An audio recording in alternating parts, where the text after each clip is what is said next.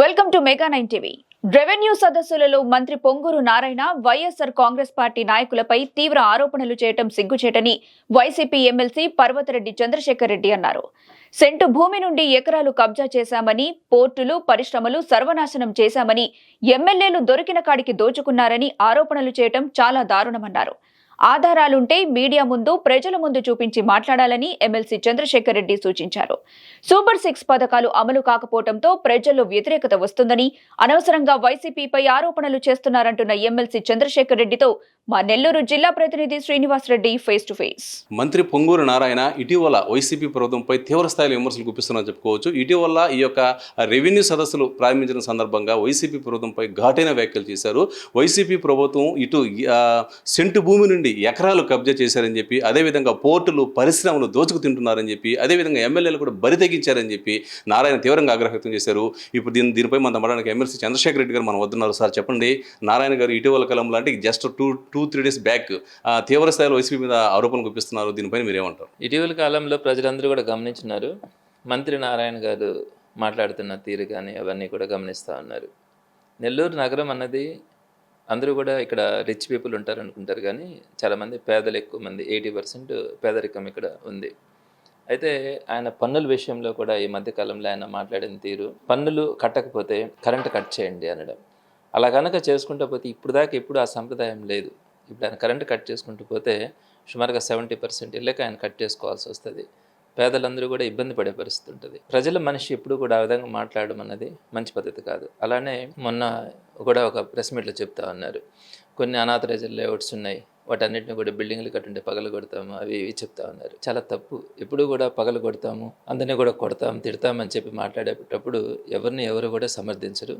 So అదేవిధంగా ఇప్పుడు మీరు చెప్పినట్టుగా ఈ వైఎస్ఆర్సీపీ వాళ్ళు ఏదో ఆక్రమణలు చేసుకున్నారు, నియంతృత్వం అని పెద్ద పెద్ద మాటలు జగన్మోహన్ రెడ్డి గారి దగ్గర నుంచి నాయకత్వం, వైఎస్ఆర్సీపీ నాయకులందరి గురించి కూడా నారాయణ గారు మాట్లాడడం నేను విన్నాను.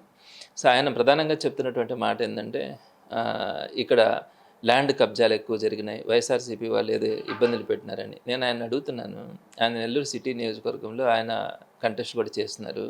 ఎవరో ఒక్కరిని చూపించండి, ఎవరు ఏం చేస్తున్నారు, ఏ నాయకుడు ఎవరు చేస్తున్నారు. ఎప్పుడు కూడా జగన్మోహన్ రెడ్డి గారు కానీ, జగన్మోహన్ రెడ్డి గారి పరిపాలనలో పేదలకు మంచి చేయడానికి చూస్తున్నారు. ఒక మంచి ప్రభుత్వం, కుల మతాలకు అతీతంగా పేదలందరికీ కూడా ప్రభుత్వం దగ్గరగా ఉండాలన్న ఆలోచనతో గవర్నమెంట్ని కూడా నిర్వహించడం జరిగింది.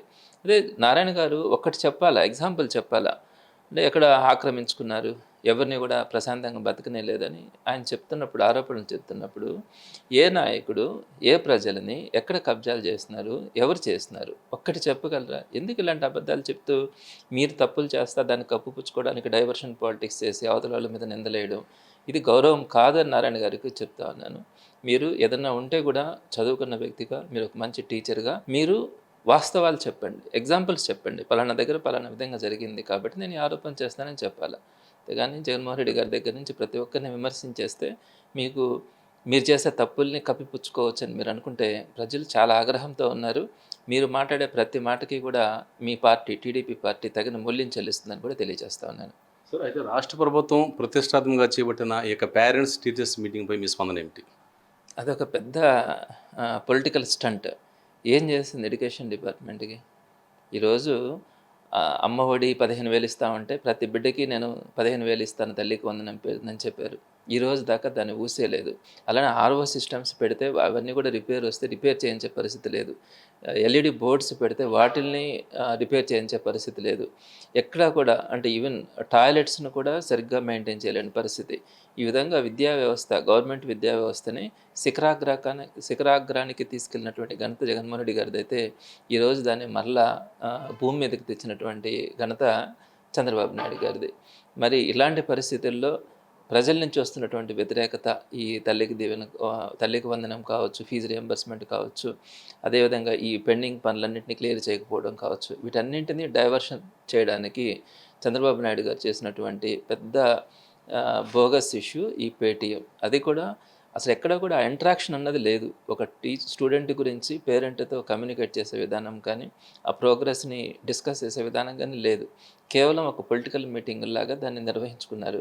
సార్ ఫైనల్గా కూటమి ప్రభుత్వం ఇటు ఎలక్షన్లో ఇచ్చిన హామీలు, ఇటు నిరుద్యోగ భృతి కావచ్చు, అమ్మకు వందనం కావచ్చు, లేకపోతే ఉచిత బస్సు కావచ్చు, ఇవి ఇంకా అమలు కాలేదు. ఇవి ఎప్పుడు అమలు అయ్యే అవకాశాలు ఉన్నాయనుకుంటారు? ఎలాంటి పరిస్థితుల్లో చంద్రబాబు నాయుడు గారు ఎప్పుడు కూడా ఆయన చెప్పింది చేస్తారనే పేరు ఆయనకి లేదు.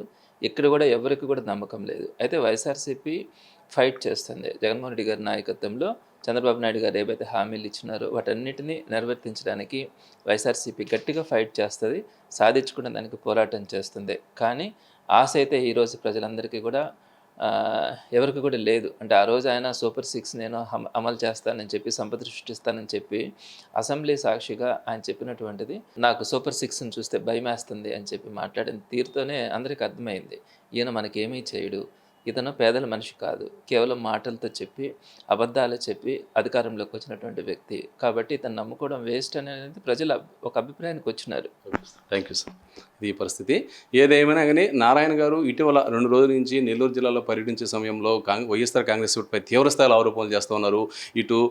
ఇటు సెంటు భూమిక నుంచి ఎకరాలు కబ్జా చేశారని చెప్పి, అదేవిధంగా పరిశ్రమలు, పోర్టులు దోచుకు తింటున్నారని, అదేవిధంగా ఎమ్మెల్యేలు కూడా బరి తెగించి సంపాదించని చెప్పి ఆరోపించారు. దీనిపైన ఎమ్మెల్సీ చంద్రశేఖర్ మాట్లాడుతూ, నారాయణ గారు ఏదైనా ఉంటే వాస్తవాలు మాట్లాడండి, అబద్ధాలు మాట్లాడవద్దు, మీ దగ్గర ఏదైనా సాక్ష్యం ఉంటే దాన్ని ప్రెస్ ముందు పెట్టి చూపించి నిరూపించండి, ఒట్టి మాటలు మాట్లాడదని చెప్పి ఆగ్రహం వ్యక్తం చేస్తున్నారు. అదేవిధంగా ఈ యొక్క కూటమి ప్రభుత్వం ఇచ్చిన హామీలు ఎట్టి పరిస్థితులు నెరవేర్చే అవకాశం లేదని, చంద్రబాబు నాయుడు పచ్చి అబద్ధాలు చెప్పి అధికారంలోకి వచ్చాడని, ఇక జీవితంలో చంద్రబాబు ఇంకొకసారి సీఎం అయ్యే అవకాశాలు అయితే కనిపించలేదని చెప్పి చంద్రశేఖర్ రెడ్డి అంటున్నారు. ఏదైనా కానీ నారాయణ గారు మాత్రం వైసీపీ చేసిన ఆరోపణలపై తీవ్రంగా ఖండిస్తున్నారు. ఏదైనా సాక్ష్యం ఉంటేనే మాట్లాడాలని, అది కూడా ప్రజల ముందు, మీడియా ముందు చూపించి మాట్లాడమని చెప్పి ఎమ్మెల్సీ చంద్రశేఖర్ రెడ్డి కోరడం జరిగింది. కెమెరా సునీల్తో శ్రీనివాసరెడ్డి, నెల్లూరు జిల్లా నుంచి.